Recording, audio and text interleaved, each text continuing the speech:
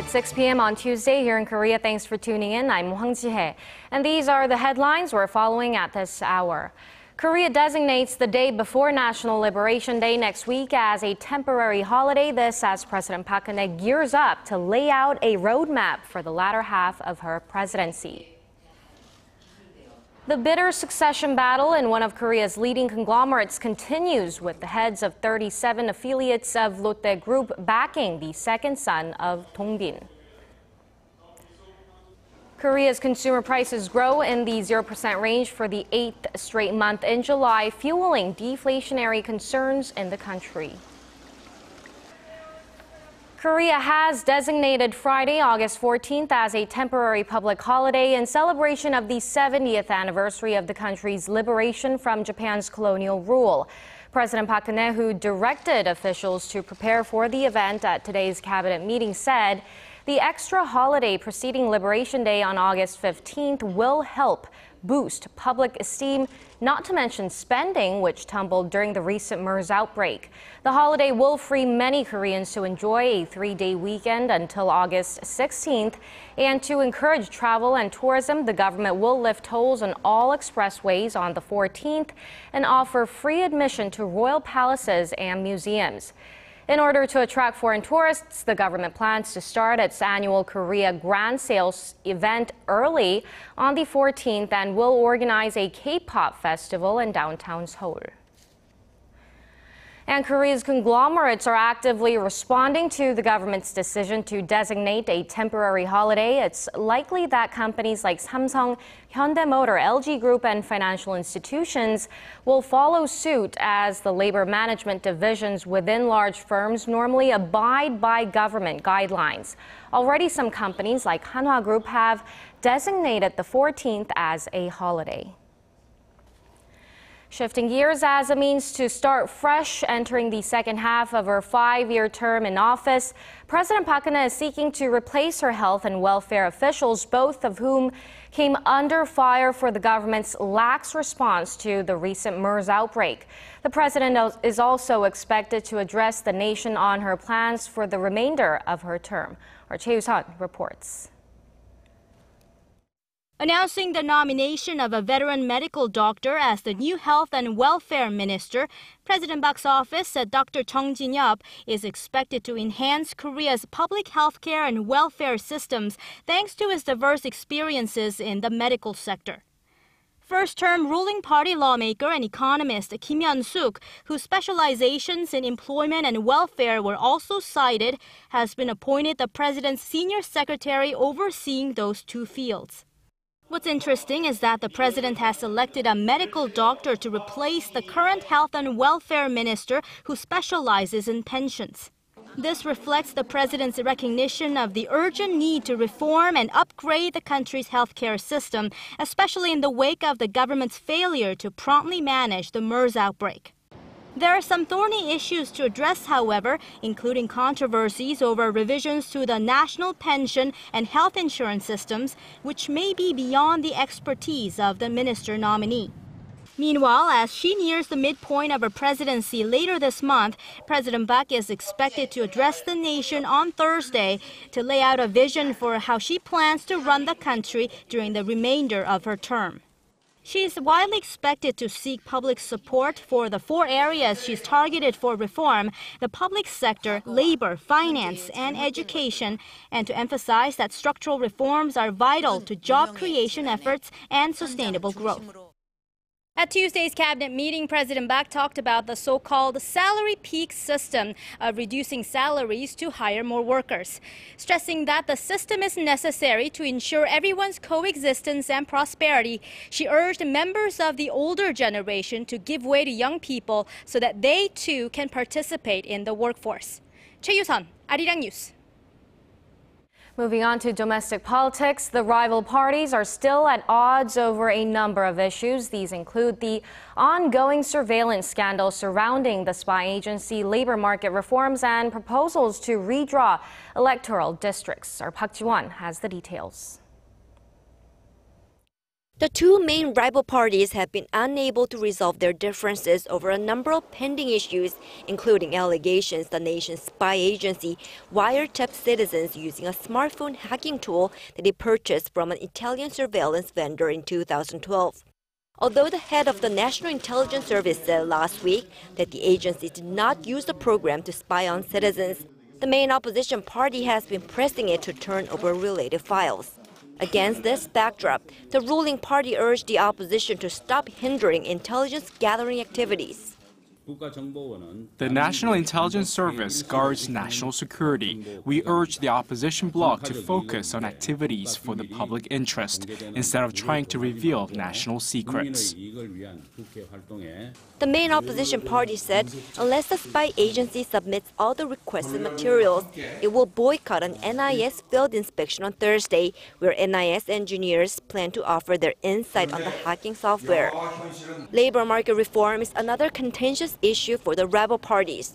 The ruling bloc has vowed to transform Korea's rigid labor market through a number of measures, including a so-called wage peak system that aims to cut wages to hire more people.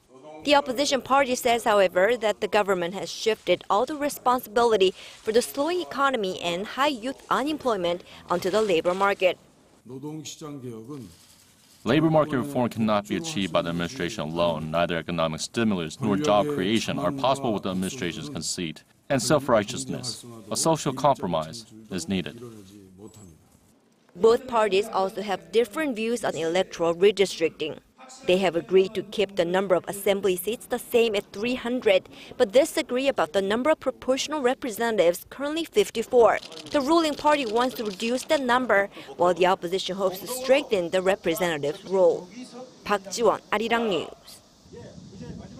Lotte Group's founding family members are embroiled in an ugly fight for control of the retail giant. But it seems Shin Dong-bin, the Lotte Group chairman and younger son of Lotte Group's founder Shin Kyuk-ho, may have just gained the upper hand. Our Ji Myung-gil tells why. 37 CEOs of Lotte affiliates in Seoul have officially thrown their support behind current Lotte Group chairman Shin Dong-bin. We, the heads of the affiliates of Lotte Group, Korea's fifth largest conglomerate, give our support to the current chairman, Shin Dong-bin, as he has proven his management abilities and produced concrete results.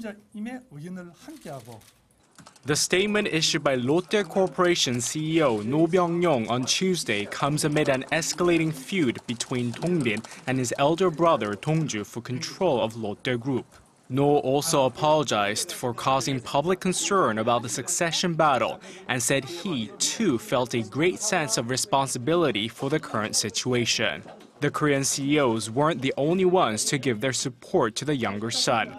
In Japan, Lotte Holdings CEO Takayuki Tsukuda also said Tuesday that he would work with Dong-bin to create a synergy effect between business operations in the two countries.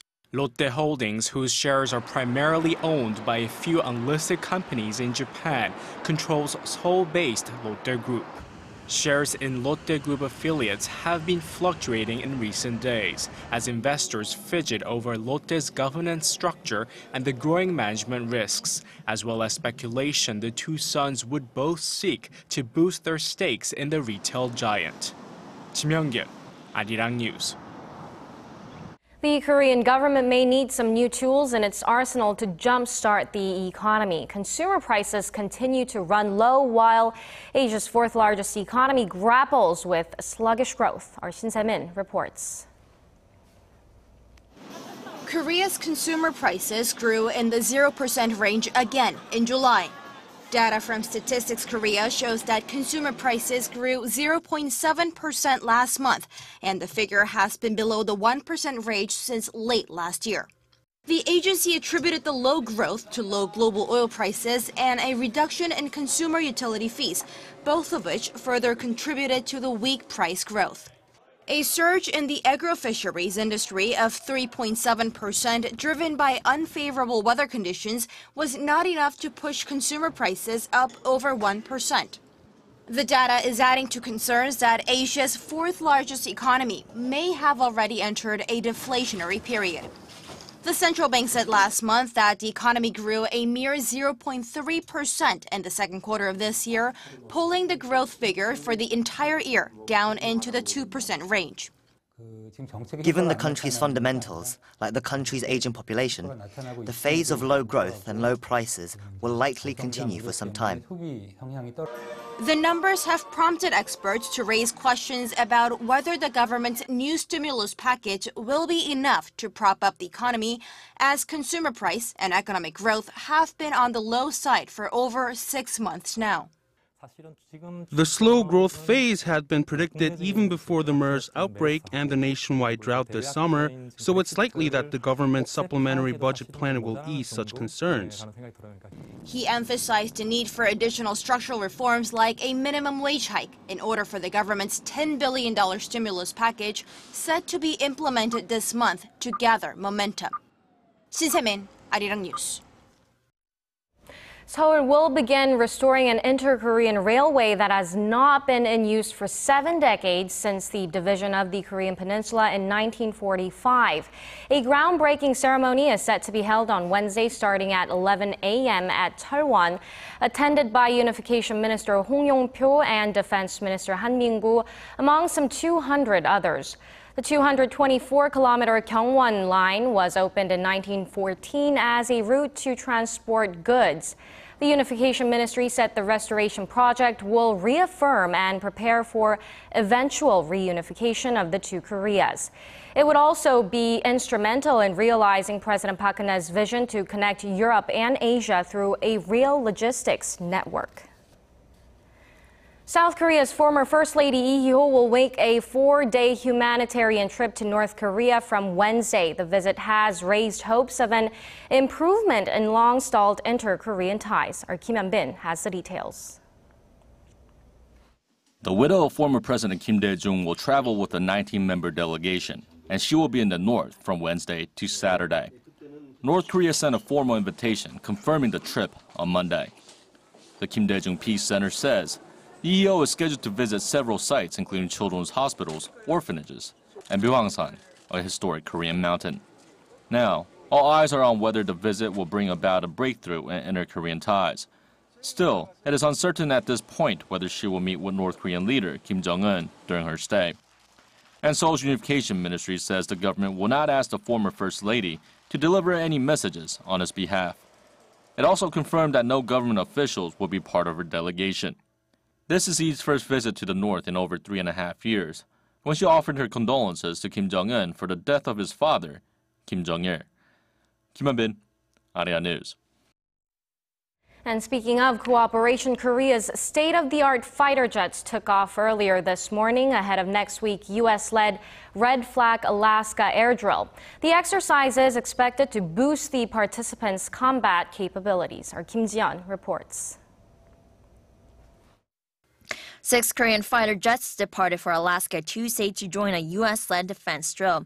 They're set to arrive at Eielson Air Force Base to join the 12-day Red Flag Alaska exercise that starts August 10th.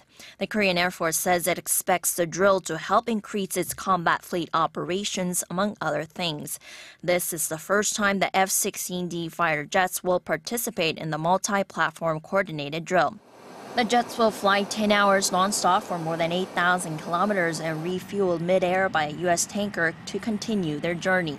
This year, 103 Korean personnel, including 32 combat pilots, will participate, along with 2 transport planes and a passenger plane.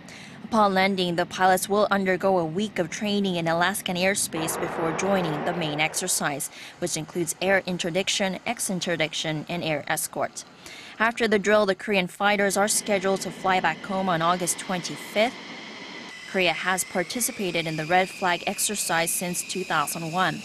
The drill is led by the U.S. Pacific Air Force and takes place 3 times a year. The Korean Air Force started to more actively participate in the exercise with the dispatch of F-15Ks in 2013 and KF-16s last year. Kim Ji-yeon, Arirang News. And the South Korean military has installed a newly developed multiple launch rocket system on the peninsula to better counter North Korea's heavy artillery on the border. The new system, dubbed Geunhye, has a maximum range of up to 80 kilometers, which is double its predecessor Guryong. Military officials say Geunhye is capable of demolishing 3 football fields and will give the military an advantage as the system has longer range than Pyongyang's heavy artillery on the border.